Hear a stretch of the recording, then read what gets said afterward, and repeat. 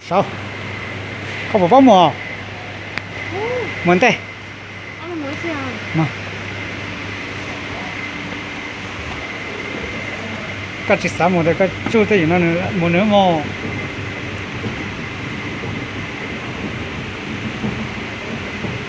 Thế chứ phải giờ số la gần trời một to. Cái cho nó. La cái to mà. Hãy cháu uống rồi.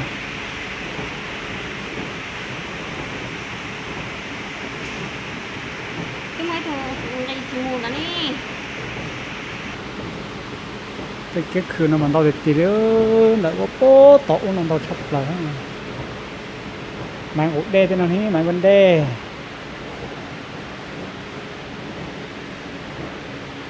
Chỉ chọc búa nè, chỉ che vô giờ nó nè. Không nó đâu chập lại đó, cái tí đó cho nên tôi say à lú à. Là bố tỏ. Còn nó. Tận là một siêu thị hoàn bàn nó đợi điện biển đó rồi.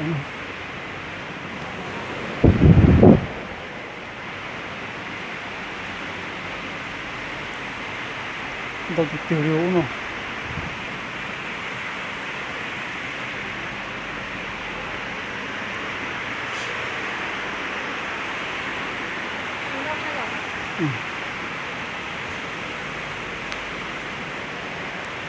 Khẩu luôn, đợt nào khẩu đất của mộ. Nhớ của mộ hai coi. Lúc chứ. Nó nhiều nè, chạy lúc chứ trội rồi cho nó nhiều. Chỉ chở tên đó. Lột khẩu. Nó khẩu đó.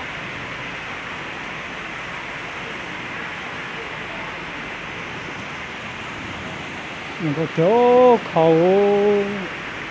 Nhớ phải khẩu qua. Vô của tôi tới khẩu nó. Khẩu yêu. Tóc. Ôi, để tí cái chú lô nè. Hủ của ca. Còn Một tiếng hả? chỉ 1 triệu cát đấy à. Không thì để chúng mới lại tiếng nào. Nhớ đâu còn nè. Ồ, của chanh rồi. Của cô vô mò có lo mà nó. Không có sao. Không có thì để chúng chụp kỹ. Xây ra có cho lo. Lại vô mà chỉ vô nhật tàu.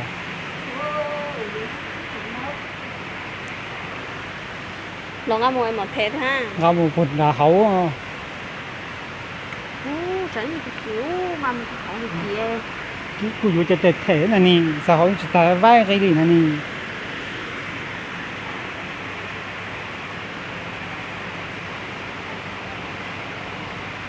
Có đứa chúng mình nào với lúc cơ.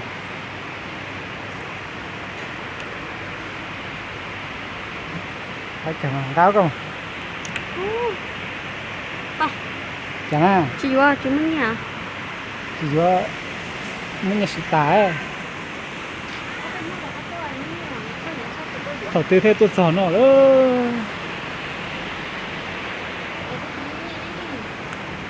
Không không có được tiếu.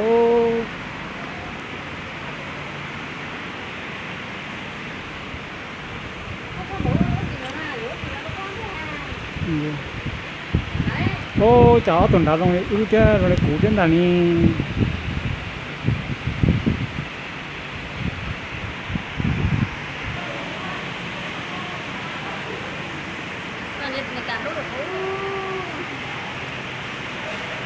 Có sợ cái gì nữa từ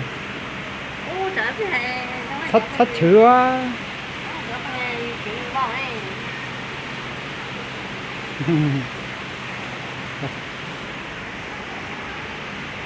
Cho nên chìm bóng ơi cho nào.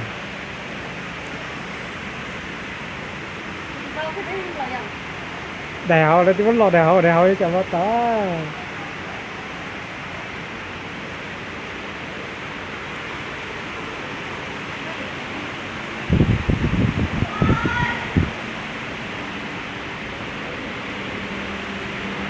Mỗi năm tao thật lỡ.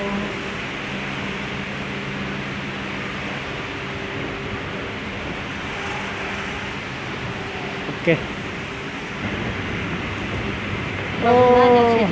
Tùng tái nó đó, tùng tái là tự động nữa, tùng tái này.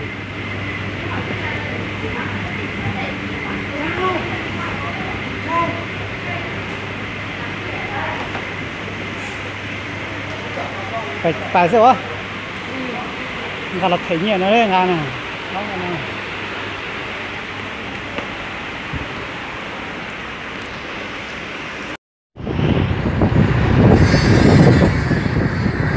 Đó, là điểm biên đó, chơi trong sập là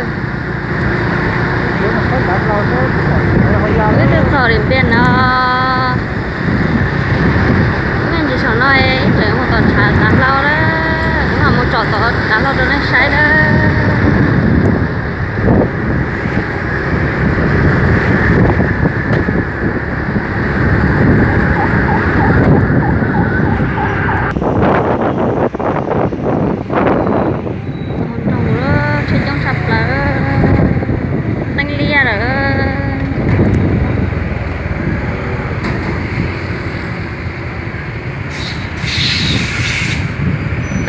Trên trên tăng thô